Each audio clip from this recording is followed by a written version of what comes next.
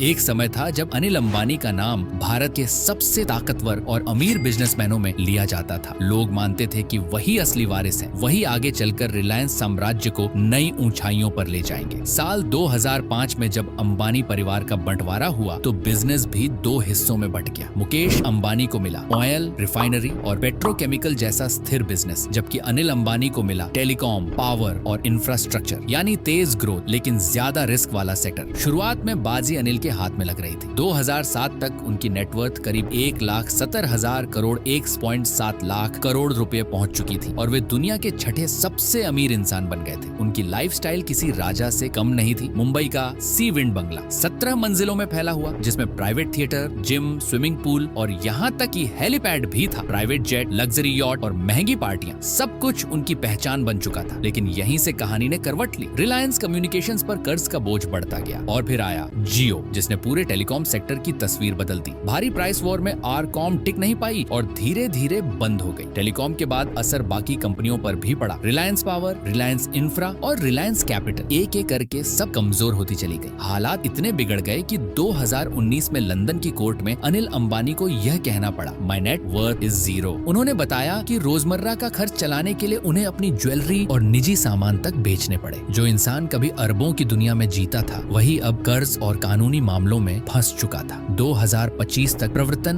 निदेशालय ईडी ने उनके ग्रुप की करीब 7,500 करोड़ रुपए की संपत्तियां जब्त कर ली। बिजनेस एक्सपर्ट्स मानते हैं कि अनिल अंबानी की सबसे बड़ी गलती थी बहुत तेजी से फैलना और जरूरत से ज्यादा कर्ज लेना। वहीं मुकेश अंबानी ने हर फैसला धीरे, सोच समझकर और लॉन्ग टर्म विजन के साथ लिया।